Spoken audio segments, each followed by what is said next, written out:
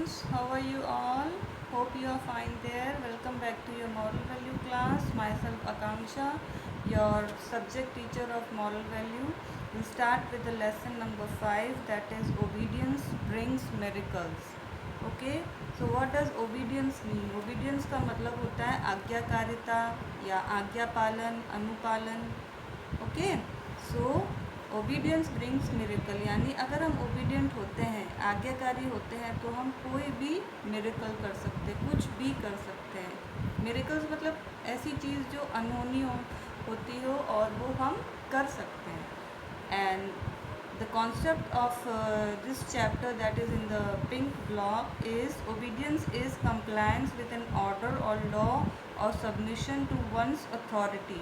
It is important to obey even when no one is watching because this shows one's true character.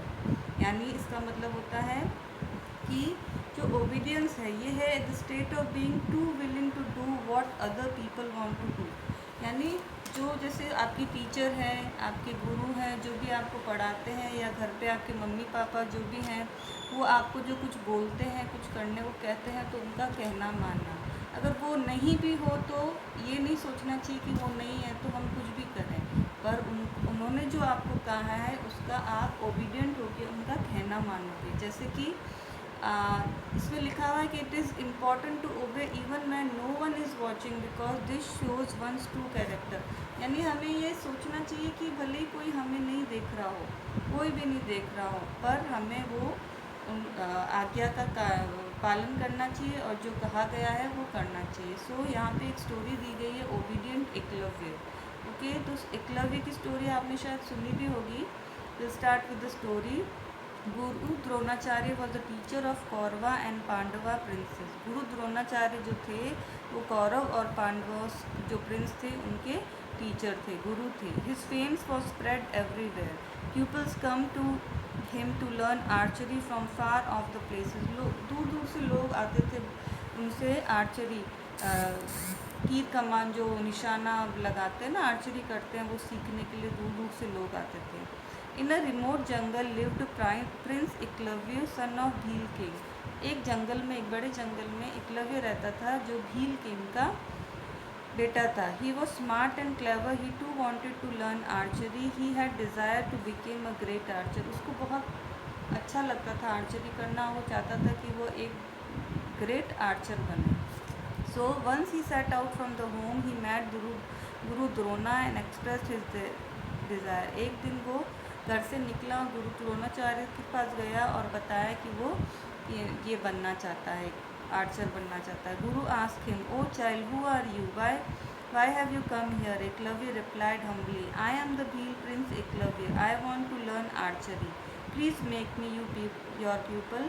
गुरु द्रोणाचार्य से उसने कहा कि मैं archery सीखना चाहता हूँ, तो क्या आप प्लीज़ मेरे को आर्चरी सिखाएंगे? क्या आप मुझे अपना शिष्य बनाएंगे?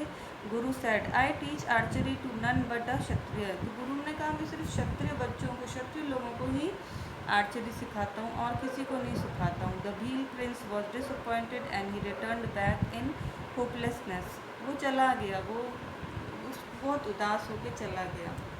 Eklavya. Once guru decided to test the skills of the prince. For his he came to the same forest where Ekalavya was sitting disappointed. जो अर्जुन वगैरह जो पांडवाज और थे ना, वो उनके साथ में गुरु द्रोणाचार्य जंगल में गए जहाँ एकलव्य था. एकलव्य वहाँ पे जा रहता था, वो वहाँ पे गए. ही watch that Guru Drona at a distance place a red I bird on a tree.